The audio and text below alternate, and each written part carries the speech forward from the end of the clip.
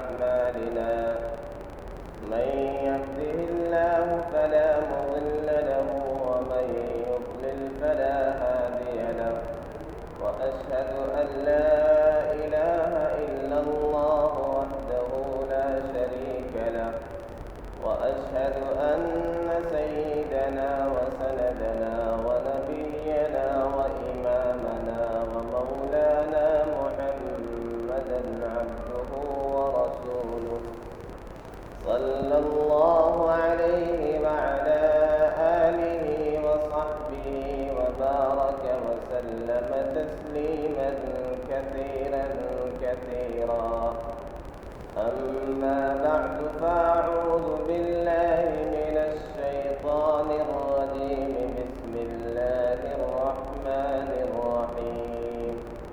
سابقوا إلى مغفرة من ربكم وجنة عرضها السماوات والأرض أعدت للمتقين. صدق الله العظيم. لائق قد احترام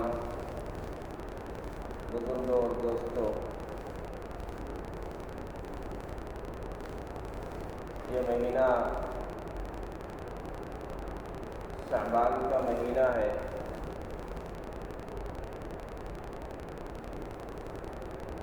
یہ ماہ مبارک رمضان کا پیش خیمہ ہے، رمضان کی تمہید ہے، رمضان کے لیے گویا ایک سفیر ہے۔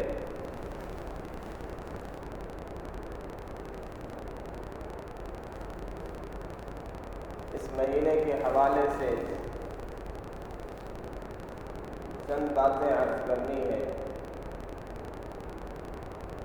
شعبان کا مہینہ، اس کے جو فضائل، اس کی جو اہمیت ہے، اس حوالے سے، اور پھر 15ویں رات، اسے عربی میں کہا جاتا ہے لیلۃ النصف من شعبان، اس حوالے سے چند باتیں آج عرض کرنی ہیں۔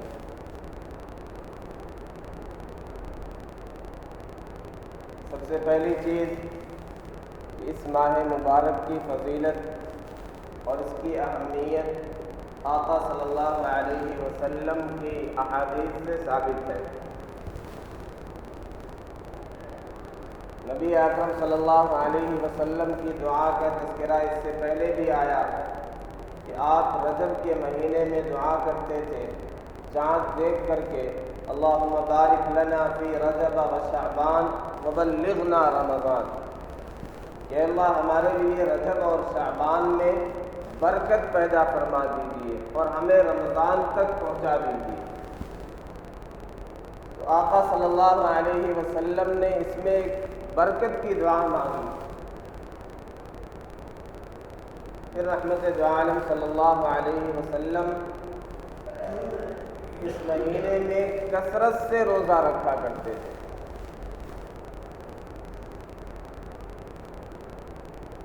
لم يكن النبي صلی اللہ علیہ وسلم يصوم اکثر من شعبان، کہ نبی اکرم صلی اللہ علیہ وسلم شعبان کے مہینے سے زیادہ کسی مہینے میں روزے نہیں رکھا کرتے تھے، بل کان یصوم کلہ، آقا صلی اللہ علیہ وسلم کبھی کبھی اس پورے مہینے کا روزہ رکھا کرتے تھے، اور آپ ارشاد فرمایا کرتے تھے علیکم بما تطیقون، تمہارے پاس جتنی طاقت ہے، جتنا تم سے ہو سکتا ہے اتنا کرو، واللہ لا یمل اللہ حتی تملوا، کیونکہ اللہ نہیں اکتائے گا ثواب دیتے ہوئے، بدلہ دیتے ہوئے، لیکن تم تھک جاؤ، تم اکتا جاؤ۔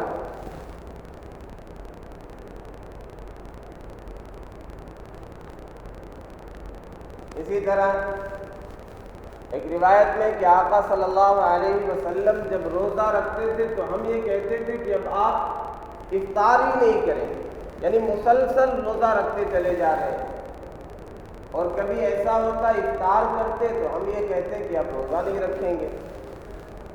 تو یہ مختلف معمولات ہیں۔ لیکن شعبان کا مہینہ، اس میں یہ بھی ملتا ہے کہ آپ نے پورے مہینے کا روزہ رکھا، اور بعض روایتوں میں یہ ہے کہ اکثر مہینے کے اکثر حصے میں روزہ رکھا، اخیر کے 1-2 دن اس میں آپ نے روزہ نہیں رکھا، اور اس میں روزہ رکھنے سے منع بھی فرمایا کہ اب رمضان کے لیے تیار ہونا ہے، کہیں ایسا نہ ہو مسلسل روزے رکھو اور رمضان کا جب فرض روزہ آئے تو اس میں کوتاہی ہو جائے، یا ایک ساتھ جب ملا کر کے روزہ رکھو گے پورے مہینے کا تو رمضان اور شعبان یہ دونوں گڑبڑ ہو جائے گا، فرق نہیں ہوگا کون سا فرض روزہ تھا کون سا نفلی روزہ تھا۔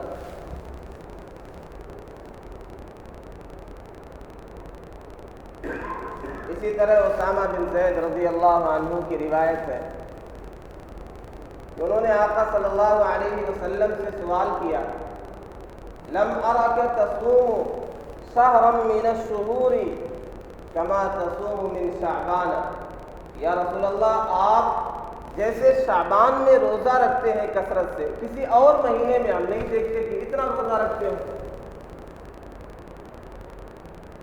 تو آقا صلی اللہ علیہ وسلم نے وجہ ارشاد فرمائی، فرمایا ذاک شہر یغفل عنہ الناس، یہ وہ مہینہ ہے جس سے لوگ غافل ہوتے ہیں، بین رجب و رمضان، یہ شعبان کا مہینہ رجب اور رمضان کے بیچ میں ہے، اس سے لوگ غافل ہوتے ہیں۔ ایک تو لوگ غافل ہوتے ہیں، اس میں کوتاہی کرتے ہیں، اس وجہ سے اس کی اہمیت بتلانے کے لیے میں کثرت سے روزہ رکھتا ہوں۔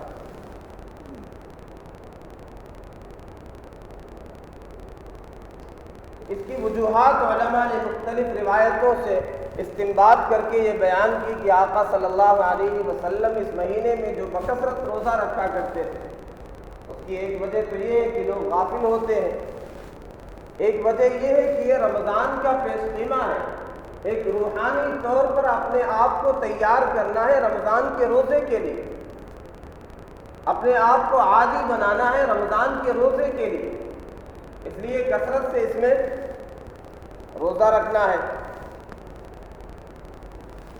ایک وجہ اور آقا صلی اللہ علیہ وسلم نے حدیث میں ارشاد فرمائی، اسامہ بن زید رضی اللہ عنہ کی روایت ہے، اسی روایت میں کہ آپ نے ارشاد فرمایا کہ اس میں ترفع الاعمال الی رب العالمین، یہ وہ مہینہ ہے جس میں اعمال اللہ رب العزت والجلال کی بارگاہ میں پیش کیے جاتے ہیں۔ فأحب ان يرفع عملی وانا صائم، میں یہ چاہتا ہوں، میری خواہش یہ ہے کہ میرے اعمال جب پیش کیے جائیں تو میں روزے سے ہوں۔ اعمال جو پیش کیے جاتے ہیں اللہ کی بارگاہ میں، اس کے مختلف مراحل ہیں۔ ایک مرحلہ یہ ہے کہ دہلی پیش کیے جاتے ہیں، چنانچہ صحیح بخاری کی روایت ہے، یتعاقبون فیکم ملائکۃ باللیل وملائکۃ بالنہار فیجتمعون فی صلاۃ الصبح وصلاۃ العصر، کہ صبح اور شام کے، دن اور رات کے فرشتے تمہارے پاس پے در پے آتے رہتے ہیں، وہ جمع ہوتے ہیں فجر کی نماز میں، صبح کی نماز میں اور عصر کی نماز میں۔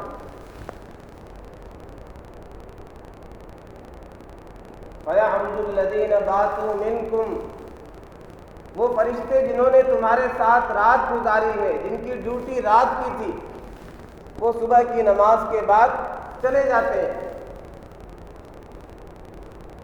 اللہ تعالیٰ ان سے پوچھتا ہے وَهُوَ أَعْلَمُ بِهِمْ، حالانکہ اللہ خوب جانتا ہے میرے بندے کس حال میں ہے، لیکن پھر بھی اللہ پوچھتا ہے کہ میرے بندوں کو تم نے کس حال میں چھوڑا، کیسے چھوڑا، کس حالت میں تھے، نماز پڑھ رہے تھے، سو رہے تھے، غافل تھے، کیا کر رہے تھے؟ فرشتے جواب دیتے ہیں اتیناہم وہم یصلون وَتَرَكْنَاهُمْ وَهُمْ يُصَلُّونَ، ہم جب ان کے پاس پہنچے، ان کے پاس آئے، تب بھی نماز پڑھ رہے تھے۔ ہم نے انہیں چھوڑا، ان سے جدا ہوئے، اس وقت بھی وہ نماز پڑھ رہے تھے۔ اس لیے احادیث میں جا بجا فجر کی اور عصر کی نماز کی بڑی اہمیت آئی۔ ایک روایت میں کہ تم اپنے رب کا دیدار کرو گے جیسے سورج اور چاند کو دیکھتے ہو، اس میں کوئی دھکا مکی نہیں ہوتی ہے، کتنی بھیڑ ہو، کتنا بھی زیادہ رش ہو، تم چاند اور سورج کا دیدار کر سکتے ہو۔ اسی طرح اپنے رب کا بھی دیدار کرو گے قیامت میں۔ فَإِنِ اسْتَطَعْتُمْ أَلَّا تُغْلَبُوا، اگر تم سے ہو سکے اس میں مغلوب نہ ہو تو فجر کی نماز اور عصر کی نماز اس کا خاص اہتمام کیا کر۔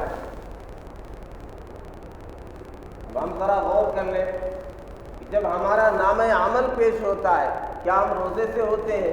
کیا ہم نماز کی حالت میں ہوتے ہیں؟ کیا ہم رب کو یاد کر رہے ہوتے ہیں؟ کیا ہم تلاوت کر رہے ہوتے ہیں؟ یا ہم نرم بستروں پر آرام کر رہے ہوتے ہیں؟ کہیں ایسا تو نہیں کہ ہم موبائل یوز کر رہے ہیں، ہم نیٹ چلا رہے ہیں، ہم فیس بک چلا رہے ہیں، ہم گپ شپ کر رہے ہیں، ہم خرافات میں مبتلا ہیں، ہم جھوٹ بول رہے ہیں، ہم غیبت کر رہے ہیں، ہم دکان پر بیٹھے ہیں؟ فرشتے کس حال میں جاتے ہیں؟ ہم سے کس حالت میں جدا ہوتے ہیں؟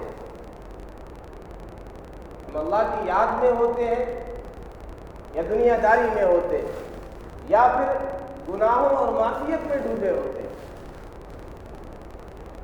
تو ایک تو روزانہ ہمارے اعمال پیش کیے جاتے ہیں، دوسرا مرحلہ یہ ہے کہ تعرض الاعمال یوم الاثنین و یوم الخمیس الی اللہ تبارک و تعالی، ہر دوشنبہ اور جمعرات کو اللہ کی بارگاہ میں ہمارے اعمال پیش کیے جاتے ہیں، اور ایک سالانہ پیشی ہے، وہ شعبان کے مہینے میں ہمارے اعمال اللہ کی بارگاہ میں پیش کیے جاتے ہیں۔ تو آقا صلی اللہ علیہ وسلم اس مہینے میں کثرت سے روزہ رکھا کرتے تھے، اس کی وجہ یہ تھی کہ اعمال پیش ہوتے ہیں۔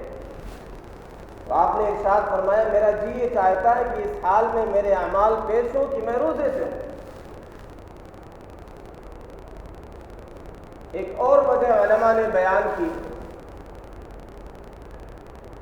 کہ آقا صلی اللہ علیہ وسلم ہر مہینے میں اسلامی مہینے کے اعتبار سے، اسلامی تاریخ کے اعتبار سے 13، 14، 15 اسے ایام 20 کہا جاتا ہے، مسلسل اس کے روزے رکھا کرتے تھے۔ یہ آپ کی سنت مستمرہ ہے، لیکن کبھی سفر کی وجہ سے، کسی اور عذر کی وجہ سے، کبھی کوئی مہمان آ گیا، کوئی اور عذر ہو گیا تو یہ روزے چھوٹ بھی جاتے تھے۔ تو آقا صلی اللہ علیہ وسلم اس کی بھرپائی شعبان کے مہینے میں کیا کرتے تھے۔ یہ مختلف وجوہات ہیں کہ آقا صلی اللہ علیہ وسلم اس مہینے میں کثرت سے روزے رکھا کرتے تھے۔ تو ہمیں بھی چاہیے کہ آقا صلی اللہ علیہ وسلم کی اتباع میں اور ان وجوہات کے پیش نظر ہم بھی روزے رکھیں۔ یہ اعمال اس میں پیش ہوتے ہیں تو ہم روزے کی حالت میں ہوں، ہمارے اعمال اللہ کی بارگاہ میں پیش کیے جائیں۔ ظاہر ہے کسی کی جب رپورٹ پیش کی جاتی ہے کسی بڑے دربار میں، کسی بادشاہ کے یہاں، تو اسی کے اعتبار سے نتیجہ مرتب ہوتا ہے۔ اگر یہ کہا جائے کہ بادشاہ وقت وہ آپ کو بہت چاہتا ہے، آپ کا بہت بڑا فالوور ہے، آپ کی بات مانتا ہے، لیکن رپورٹ ایسی ہو کہ اس میں حکم عدولی کر رہا ہے، ملکی قوانین کی خلاف ورزی کر رہا ہے، تو بادشاہ وقت کہے گا تمہاری باتیں تو جھوٹی ہیں، اس کے اعمال نامے یہ بتلا رہے ہیں کہ یہ مجھ سے محبت نہیں کرتا، اسے وطن سے محبت نہیں ہے، یہ قانون کی پاسداری نہیں کرتا۔ تو ہمارے اعمال بھی جب اس حال میں پیش ہوں گے، ہم معصیت میں ہوں، نمازوں سے غفلت میں ہوں، تو رب کی رضا تو نہیں حاصل ہو سکتی۔ یہ وہ مہینہ ہے جس میں اعمال پیش کیے جاتے ہیں، لہذا ذکر میں، عبادت میں، روزوں میں یہ مہینہ ہمیں گزارنا چاہیے، اللہ کی رضا والے کاموں میں یہ مہینہ ہمیں گزارنا چاہیے۔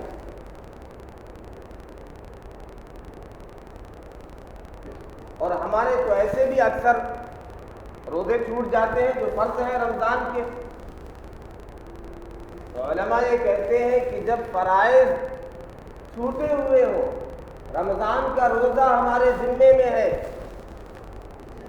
یہ جو مخصوص اوقات ہیں اس میں پریفر اس کو کرے رمضان کے روزے، یہ فرض ہے، اس کی ادائیگی ضروری ہے. اگر یہ ذمے میں رہ گیا تو اس کے بارے میں پوچھ تاچھ ہوگی، اس کی وجہ سے گرفت ہوگی.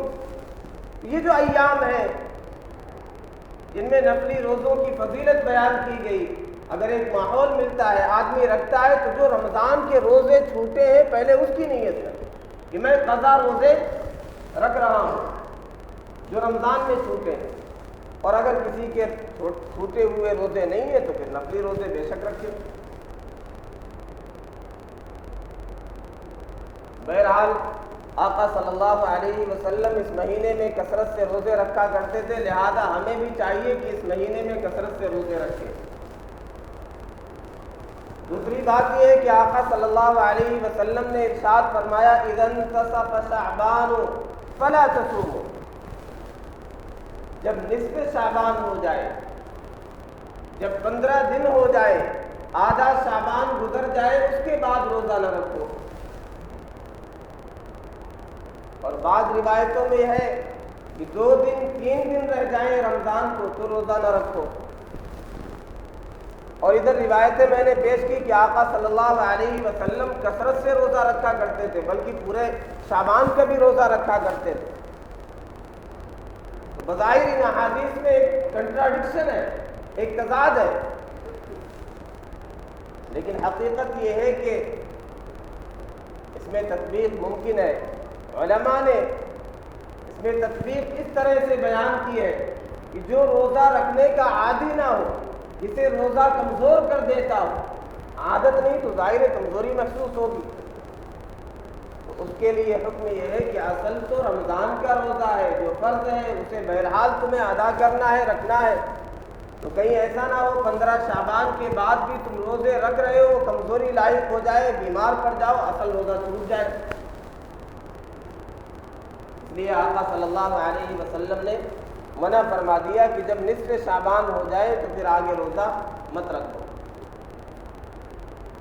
اور کسی کی عادت ہے روزے رکھا کرتا ہے گاہے گاہے تو آگے تک رکھے، 2-3 دن رہ جائیں تو پھر وہ رمضان کی تیاری کے لیے اپنے آپ کو روک دے.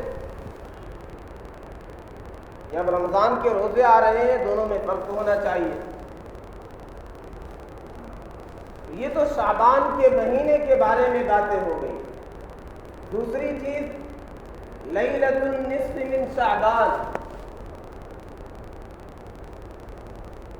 15ویں شعبان کی رات، یعنی 14 شعبان کے بعد جو رات آتی ہے اسے ہم شب برات کہتے ہیں. عربی میں اسے لیلۃ البراءہ کہا جاتا ہے، یعنی براءت کی رات ہے. اللہ تعالیٰ دوزخ سے بری کرتے ہیں یا گناہوں سے بری کرتے ہیں، لیکن ہماری بدقسمتی ہم نے ناموں کو بھی بدل دیا اور کام کو بھی بدل دیا. تو ہم نے نام اس کا رکھا شب بارات. جیسے ہمارے یہاں بارات ہوتی ہے، میلے ٹھیلے ہوتے ہیں، ناچ گانے ہوتے ہیں، گاجے باجے ہوتے ہیں، ایسے اس رات کو بھی ہم نے بارات والی رات گویا کر لیا. تو برات کو ہم نے بارات بنا لیا. جب اس کا نام دے دیا شب برات تو بارات کی طرح اس رات کو منایا بھی جانے لگا. بہرحال یہ رات لیلۃ البراءہ شب برات ہے. براءت آقا صلی اللہ علیہ وسلم نے ارشاد فرمایا، ایک روایت، ایک حدیث جو صحیح درجے کی نہیں ہے، اس میں کچھ کمزوری ہے، ضعف ہے. آپ نے ارشاد فرمایا کہ اس رات میں اللہ تبارک و تعالی بنو کلب ایک قبیلہ ہے جو بہت زیادہ بکریاں پالا کرتا تھا، فرمایا ان کے بکریوں کے جو بال ہیں اس سے زیادہ اللہ تعالیٰ بندوں کی مغفرت فرماتے ہیں. مطلب یہ بہت بڑی مقدار میں، بہت بڑی تعداد میں بکثرت بندوں کی مغفرت ہوتی ہے اس رات میں. تو اس سے یہ ہے لیلۃ البراءہ. اب اس رات کے حوالے سے 2 انتہائی نظریات ہیں. کچھ لوگ جو انتہائی متشدد ہے وہ یہ کہتے ہیں اس رات کی کوئی حقیقت سرے سے ہے ہی نہیں، یہ رات کوئی رات نہیں، اس کی کوئی فضیلت نہیں، اس کے بارے میں کوئی حدیث نہیں۔ یہ ایک انتہا پر ہے۔ دوسری جانب کچھ لوگ ایسے ہیں جو اس رات کو اتنا بڑھا چڑھا کر کے پیش کرتے ہیں، ایسے فضائل اس کے بیان کرتے ہیں گویا شب قدر کی بھی ایسی فضیلت نہ ہو، اور اس میں وہ خرافات، وہ بدعات، وہ طوفان بدتمیزی برپا کرتے ہیں کہ الامان والحفیظ، اللہ حفاظت فرمائے۔ مسئلہ یہ ہے امت کنفیوژن کا شکار ہے۔ یہ بھی ایک قیامت کی نشانی ہے کہ نفلی چیزوں میں اتنا الجھایا جائے کہ فرائض کی طرف توجہ ہی نہ جائے۔ اس سے پہلے کہ میں اعتدال والا رویہ اور اعتدال والی بات اور وہ نظریہ آپ کے سامنے رکھوں، یہ بات اچھی طرح سمجھ لے۔ حدیث قدسی ہے، آقا صلی اللہ علیہ وسلم نے ارشاد فرمایا کہ اللہ تعالیٰ فرماتا ہے ما تقرب الی عبدی بشیء احب الی مما افترضت علیہ، کہ بندہ میرا جو قرب حاصل کرتا ہے، میری رضا جو حاصل کرتا ہے، یہ اصل فرائض کے ذریعے سے حاصل کر سکتا ہے۔ تو نفس رضا، اللہ کی رضا اور خوشنودی، اللہ کا تقرب، یہ فرائض کے ذریعے سے حاصل ہوتا ہے، منکرات کو چھوڑ کر کے ہوتا ہے۔ اس کے بعد پھر قرب کے درجات اور اللہ اور راضی ہو جائے گا نوافل کے ذریعے سے۔ لہذا یہ بات یاد رکھیں، اگر کوئی فرائض کو چھوڑتا ہو، 5 وقتہ نمازیں نہیں پڑھتا ہے، وہ شب برات کو رات بھر عبادتیں کرتا رہے، نمازیں پڑھتا رہے، تلاوت کرتا رہے، جو مرضی کر لے، اگر وہ 5 وقتہ نمازیں نہیں پڑھتا ہے، اگر وہ منکرات سے نہیں بچتا ہے، گناہوں سے نہیں بچتا ہے، تو اللہ کی بارگاہ میں شب برات کی عبادت اسے مقبول نہیں بنا سکتی۔ ہماری بدقسمتی ہے، 5 وقتہ نمازیں ہم نہیں پڑھتے، رمضان کے روزے کی فکر نہیں ہوتی، گناہوں کو چھوڑنے کی فکر نہیں ہوتی، مخصوص کوئی ایک رات مل جاتی ہے، اس میں یہ سمجھتے ہیں کہ اب رات بھر جاگنا ہے، اس کے پیچھے ہاتھ دھل کے پڑ جاتے ہیں، کیونکہ سال بھر تو کچھ کرنا نہیں ہے، فرائض کی طرف توجہ کرنا نہیں ہے۔ تو یہ بات یاد رکھیں، اس میں مزہ تب ہے، اس میں لطف تب ہے، اس میں قرب تب ہے اللہ کا جب فرائض کی پابندی کریں اور منکرات سے بچتے رہیں۔ اب یہ سمجھیں، جو اعتدال والا موقف ہے اس رات کے بارے میں، شب برات کے بارے میں، وہ یہ ہے کہ 17 صحابہ کرام سے اس بارے میں روایات مروی ہیں۔ 17 صحابہ کرام سے کسی رات کے بارے میں اگر اس طرح کی روایات مروی ہو، اس میں کچھ نہ کچھ فضیلت بیان کی گئی، تو اس کا مطلب یہ ہے کہ ایسا نہیں ہو سکتا اس رات کی کوئی حقیقت نہ ہو، اس رات کی کوئی فضیلت نہ ہو۔ تو اتنی بات تو طے ہے کہ اس رات کی فضیلت ہے، یہ فضیلت والی رات ہے۔ چنانچہ حدیث میں آتا ہے، شیخ البانی نے بھی اسے صحیح کہا ہے کہ اللہ تبارک و تعالیٰ اس رات میں اپنے بندوں کی طرف متوجہ ہوتا ہے، اور اللہ تعالیٰ سب کی مغفرت فرما دیتے ہیں، الا لمشرک او مشاحن، سوائے مشرک کے، جو اللہ کے ساتھ شرک کرنے والا، اللہ کی ذات میں، اللہ کی صفات میں جو شرک کرنے والا، اس کی اس رات بھی مغفرت نہیں ہوتی۔ اسی طرح مشاحن، جو سینے میں کینہ رکھتا ہے، جو اپنے دل میں اپنے مسلمان بھائی کے حوالے سے بغض رکھتا ہے، کینہ رکھتا ہے، عداوت بھری ہے، یہ کیوں ترقی کر رہا ہے، اسے نعمتیں کیوں مل رہی ہیں، اسے کیسے تکلیف پہنچ جائے، اس سے نعمتیں کیسے چھن جائیں، وہ جو دل میں کینہ رکھتا ہے، اس رات میں اس کی مغفرت نہیں ہوتی۔ ورنہ یہ وہ رات ہے کہ اللہ تبارک و تعالیٰ اس رات میں آسمان دنیا پر نزول فرماتا ہے۔ اب اللہ کیسے نزول فرماتا ہے اللہ ہی بہتر جانے، ہمیں اس کے پیچھے پڑنے کی ضرورت نہیں ہے۔ ہمیں تو اس انداز سے سوچنا چاہیے کہ بادشاہ وقت اگر ہمارے دربار میں، ہمارے گھر میں، ہماری جھونپڑی میں آ رہا ہے تو ہمیں اس کی فکر ہونی چاہیے کہ وہ راضی ہم سے کیسے ہو جائے، کیسے استقبال کریں، کیا ہدیے، کیا تحفے پیش کریں، کیسی مہمان نوازی کریں کہ وہ خوش ہو کر کے جائے۔ تو ہماری یہ حالت ہونی چاہیے، امروز شاہ شاہاں مہماں شدست مارا، جبریل با ملائک درباں شدست مارا۔ آج شہنشاہوں کا شہنشاہ ہمارا مہمان ہے۔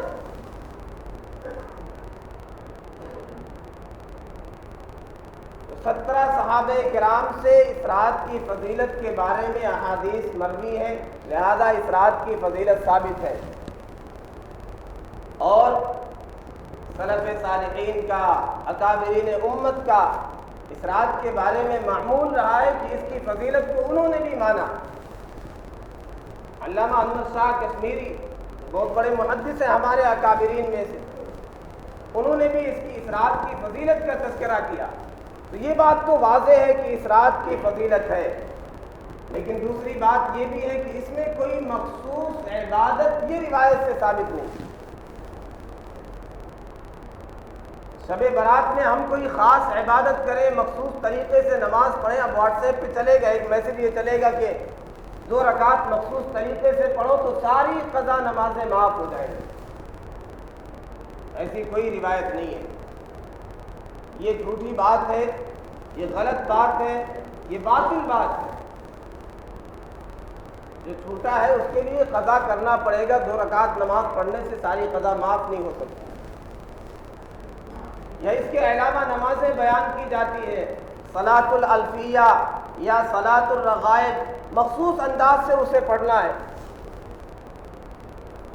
ہمیں کہتے ہیں اس میں نماز پڑھو، اس رات میں تلاوت کرو، اس میں ذکر و اذکار کرو، اس میں دعائیں کرو، اس میں درود پڑھو، جو مرضی عبادت کرنا چاہو کرو، مخصوص عبادت اس میں کوئی ثابت نہیں ہے۔ لہذا کوئی مخصوص عبادت ثابت کرنا، مخصوص انداز سے عبادت کرنا، اس پہ مخصوص فضائل سمجھنا، یہ بات صحیح نہیں ہے۔ تو اس میں جیسی سہولت ہو اس رات میں عبادت کریں، اس رات کی فضیلت ہے، اس رات میں مغفرت ہوتی ہے، اس رات میں رزق کے دروازے کھول دیے جاتے ہیں۔ اللہ تعالیٰ ارشاد فرماتا ہے کہ ہے کوئی بندہ جو مغفرت طلب کرے، حل من مستغفر فاغفر لہ، ہے کوئی مغفرت کا طالب اس کی مغفرت کر دی جائے، حل من مسترزق فارزق لہ، ہے کوئی رزق کا طالب اس کے رزق میں اضافہ کر دیا جائے، دعائیں مانگی جائے، درود پڑھا جائے، تلاوت کی جائے، ذکر و اذکار کیا جائے، جو مرضی عبادت کی جائے۔ بعض مقامات پر صلاۃ التسبیح جماعت کے ساتھ پڑھی جاتی ہے، یاد رکھیں نوافل جماعت کے ساتھ مکروہ تحریمی ہے، درست نہیں ہے۔ اور اس رات کے حوالے سے ایک بات یہ بھی یاد رکھیں، یہ جو مخصوص راتیں ہیں، جن راتوں کے بارے میں فضائل وارد ہوئے، ان راتوں میں عبادتیں کسی جگہ جمع ہو کر کے، بھیڑ کر کے، مسجد میں اکٹھا ہو کر کے یا کسی اور جگہ بھیڑ کر کے، یہ چیزیں ثابت نہیں۔ اس میں افضل طریقہ آقا صلی اللہ علیہ وسلم کا اور آپ کے صحابہ کا یہ کہ یہ تنہائی میں ہونا چاہیے، اپنے گھر میں ہونا چاہیے۔ آقا صلی اللہ علیہ وسلم تہجد پڑھتے تھے تو وہ گھر میں پڑھا کرتے تھے۔ آپ نے تو سنتوں کے بارے میں کہا کہ گھروں میں سنتیں پڑھا کرو، لا تجعلوا بیوتکم قبورا، اپنے گھروں کو قبرستان نہ بناؤ، سنتیں گھروں میں پڑھو۔ اور پھر تہجد کے بارے میں جو روایتیں ہیں وہ سیدہ عائشہ رضی اللہ عنہا سے یا دیگر ازواج مطہرات سے، اس کا مطلب یہ ہے کہ آقا صلی اللہ علیہ وسلم مسجد میں آ کر کے نہیں پڑھتے تھے، ورنہ دیگر صحابہ سے مروی ہوتی، گھر میں آپ پڑھا کرتے تھے، اس لیے گھر والیوں سے، ازواج مطہرات سے یہ روایتیں مروی ہیں۔ فقہ کی کتابوں میں بھی یہ بات واضح طور پر لکھی ہے کہ ان راتوں میں اجتماع کرنا، اکٹھا ہونا، بھیڑ کی شکل میں کہیں باہر نکلنا یا کسی جگہ جمع ہونا، اس طریقے سے عبادت کرنا یہ ثابت نہیں ہے، یہ بہتر طریقہ نہیں ہے۔ لہذا اس رات میں عبادت کریں، جو عبادت آپ کی سمجھ میں آئے تلاوت کریں، ذکر و اذکار کریں، دعا کریں، درود پڑھیں، نوافل میں مشغول ہوں، وہ گھروں میں رہ کر تنہائی میں آپ ہو، آپ کا رب ہو، کسی سے اعلان تھوڑی کرنا ہے۔ ایک اور چیز جو اس رات میں کی جاتی ہے کہ لوگ قبرستان میں جاتے ہیں، یہ بھی ایک بھیڑ کی شکل میں۔ اولاً تو یہ روایت جس کا میں نے تذکرہ کیا، امام ترمذی نے اس روایت کو نقل کیا اور کہتے ہیں یضعف ھذا الحدیث، میرے استاد اس حدیث کو ضعیف کہتے تھے، یہ صحیح درجے کی حدیث نہیں ہے۔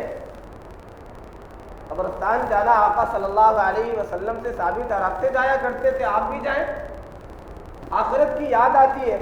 لیکن اس رات میں شب برات کو جانا، یہ جو روایت ہے یہ ضعیف ہے۔ چلو اگر مان لیں ٹھیک ہے، تو بھی آقا صلی اللہ علیہ وسلم رات کے آخری پہر گئے، ایسے خفیہ طور پر گئے کہ سیدہ عائشہ رضی اللہ عنہا کو بھی پتہ نہیں چلا، بعد میں احساس ہوا تو پیچھے پیچھے پہنچ گئیں۔ تو ایسی تنہائی ہو، آپ تنہا ہو، رات کا آخری پہر ہو، اگر آپ کی ہمت ہو، سناٹا ہو، قبرستان میں چراغاں نہ ہو، قمقمے نہ لگے ہوں، جشن کی شکل نہ ہو، پھر آپ جائیں اور اگر صحیح سلامت آئیں تو پتلی گلی سے واپس چلے آئیں۔ تو جس کیفیت میں آقا صلی اللہ علیہ وسلم گئے، اگر اس طرح آپ بھی جا سکتے ہیں، کبھی جائیں، رات کی تنہائی میں تنہا جائیں۔ وہاں تو باقاعدہ ایک جشن منایا جاتا ہے، چراغاں ہوتا ہے۔ یہ اصل میں علماء نے لکھا ہے کہ مجوسیوں کی یہ ایک بگڑی ہوئی شکل ہے۔ بعض مجوسیوں کا تذکرہ کیا کہ وہ مسلمان ہوئے تو ان کے یہاں چونکہ آگ کی پوجا تھی، تو وہ یہ چیزیں ساتھ میں لے کر کے آئے، نماز پڑھتے تھے، سامنے یہ ساری چیزیں رکھا کرتے تھے، آگ رکھا کرتے تھے۔ تو وہ دھیرے دھیرے ہمارے یہاں بھی آ گئی۔ جب ہم نے چراغاں کرنا شروع کر دیا، گھر کو چراغاں کر رہے ہیں، مسجد میں قمقمے لگا رہے ہیں، لائٹ جلا رہے ہیں، اور پھر ہم جہاں رہتے ہیں وہاں کا بھی اثر ہے۔ جیسے دیوالی منائی جاتی ہے، ایسے گھر کو بھی ہم اپنے چراغاں کر دیتے ہیں، روشن کر دیتے ہیں۔ شریعت میں جو چیزیں جس طرح ثابت ہے اسی طرح کرنا ہے، اپنی طرف سے ہمیں کچھ کرنے کی ضرورت نہیں۔ اس کے علاوہ بہت ساری چیزیں جو کی جاتی ہیں جس کا شریعت سے کوئی تعلق نہیں ہے، حلوے بنانا ہے، اور اہتمام کے ساتھ گھروں میں جھاڑو اور پوچھا کرنا ہے، اور صفائی کرنا اسلام کا ایک حصہ ہے، بہت اچھی چیز ہے۔ لیکن اس کے پیچھے کیا نظریہ کار فرما ہوتا ہے؟ بعض لوگ سمجھتے ہیں کہ روحیں واپس آتی، کوئی کہتا ہے جمعرات کو روحیں واپس آتی ہیں، کوئی کہتا ہے شب برات میں روحیں واپس آتی ہیں، لہذا ان کو اچھی طرح گھر کو پاک صاف کر دیا جائے، لیپ پوت دیا جائے، دھل دیا جائے، ان کے لیے کچھ کھانا رکھ دیا جائے، روحیں آ کر کے آپ کے کھانے کو کھائیں گی۔ اگر وہ جنت میں ہوں گی تو آپ کے کھانے کی کیا ضرورت؟ وہ ایسی نعمتوں میں ہے کہ دنیا ان کے لیے تو بدبودار چیز ہے، اور اگر وہ تکلیف میں ہے، عذاب میں ہے، دوزخ میں ہے العیاذ باللہ، تو فرشتے آنے ہی کیوں دیں گے؟ کوئی خالہ ببو کا گھر تھوڑی ہے، جب چاہ چلے گئے، جب چاہ واپس چلے آئے۔ تو یہاں کی پکڑ کی طرح، یہاں کی جیل کی طرح تو معاملہ نہیں ہے کہ آدمی کسی طرح بچ سکتا ہے، فرار ہو سکتا ہے، تو فرشتے اسے آنے ہی کیوں دیں گے؟ اور اگر وہ نعمت میں ہے تو وہ یہاں کیا کرے گی آ کر کے آپ کے پاس؟ تو یہ بھی کسی صحیح حدیث سے یہ چیزیں ثابت نہیں کہ روحیں گھروں میں واپس آتی ہیں، لہذا یہ ساری حرکتیں کرنے سے اجتناب کریں۔ شیطان یہ چاہتا ہے کہ یہ جو ایک فضیلت کی رات ہے اسے خرافات میں لگا دیں، اس رات میں تم جاگتے رہو۔ جاگنے والی رات نہیں ہوتی شریعت میں، عبادت والی رات ہوتی ہے، عبادت کریں۔ اب جشن منایا جا رہا ہے، ٹولی بنا کر کے لوگ قبرستانوں میں جا رہے ہیں، بائک پوری رات جاگ کر کے بس گزارنا ہے، اس میں کہیں پر چائے بن رہی ہے، کہیں پہ حلوہ بن رہا ہے، کہیں پہ کچھ بن رہا ہے، بس رات جاگنی ہے، یہ تصور ہے۔ اس لیے کسی بھی طرح جاگ رہے، کوئی گیم کھیل رہا ہے، کوئی لوڈو کھیل رہا ہے، کوئی موبائل چلا رہا ہے، کوئی یوں ہی گھوم رہا ہے۔ تو جو شریعت میں جس طریقے سے اس کی فضیلت ثابت ہے اس طریقے سے ہم عبادت کریں، اور ساری چیزیں خرافات سے، بدعات سے ہم حد درجہ اجتناب کریں۔ اللہ رب العزت والجلال کہنے سننے سے زیادہ عمل کرنے کی توفیق عطا فرمائے، خرافات سے، بدعات سے ہم سب کو بہت بہت محفوظ فرمائے۔ وآخر دعوانا الحمد للہ رب العالمین۔